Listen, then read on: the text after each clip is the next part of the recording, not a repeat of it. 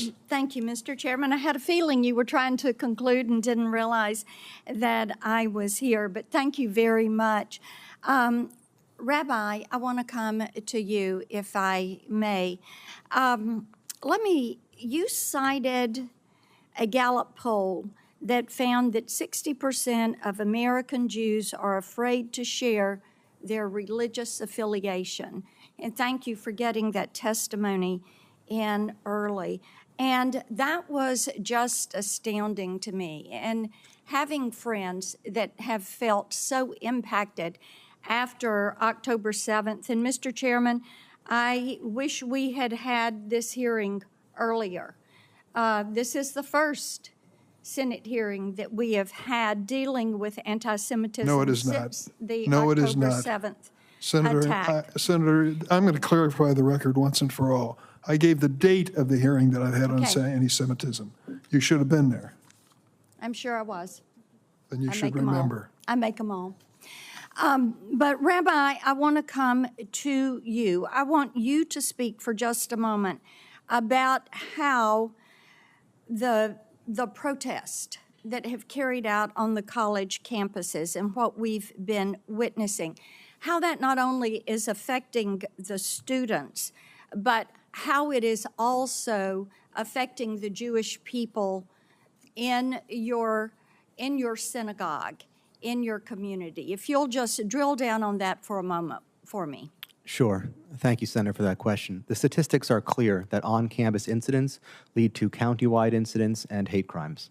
When you attack a community because of who they are, it sends a message to that entire community. In 2023, our synagogues became fortresses. In 2024, our children still go to school under armed guard because what starts in the universities spills out into the streets, and when it's left unchecked, unfortunately, a lot of these bad actors see kindness as weakness and as a message that they can do even worse and go even harder.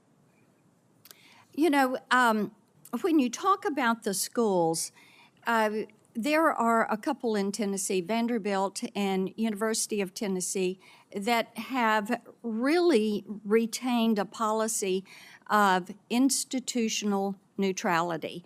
And I know people have appreciated that. So talk a little bit about why it is important for university leadership to support every student instead of catering to pro-Hamas activists. Well, first of all, I think it's important to clarify the record. We're not calling them pro-Hamas activists. They're calling themselves pro-Hamas activists. Right. And they're handing out Hamas recruitment materials. I brought some that I've already introduced for the record. Happy to share more later. So when people tell you that they're working for Hamas, you should believe them. Right. Thank you for that. Ms. Berry, I do want to go back to the issue of UNRWA. And I know that you made a comment pardon me, regarding Congress's decision to prohibit funding for UNRWA, and I supported, pardon me, us eliminating that funding for UNRWA, and I think Congress was right to do that because we were fully aware that some of those UNRWA funds were ending up in the hands of terrorists and UNRWA teachers and educational materials that had called for the murder of the Jews, and yet you called that decision to defund UNRWA, and I will use your quote, an incredible moral failure. And do you really believe that cutting off taxpayer funds from UNRWA when we knew that that money was, much of it was ending up in the hands of terrorists, do you still believe that's a moral failure? Yes, Senator, unequivocally, and I apologize in that, again, it's another foreign policy question, but I'll take the opportunity to explain our position. The United States, as well as the world, has obligations to the Palestinian people after the creation of the State of Israel in 1948. UNRWA is part of that effort, and we support UNRWA through our funding because it supports refugees in multiple camps as well as different services. The part about the particular moral failure is that we cut off aid in the middle of Palestinians actually starving within Gaza. So you had a situation where the heightened need existed, and yet we made a move to cut the funding. And additionally, all the other governments that did that have restored their funding because it's been demonstrated that those charges regrettably, well, apologies, not regrettably, those charges are false. So yeah, we need to be funding UNRWA. Well, I will tell you that I think the real moral failure is that Jewish students are not safe to walk to and from class here in the United States. I think that that is a travesty.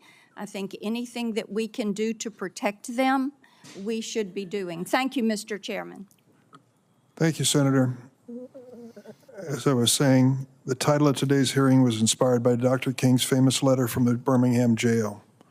Dr. King famously wrote, "Injustice anywhere is a threat to justice everywhere. We are caught in an inescapable network of mutuality, tied in a single garment of destiny.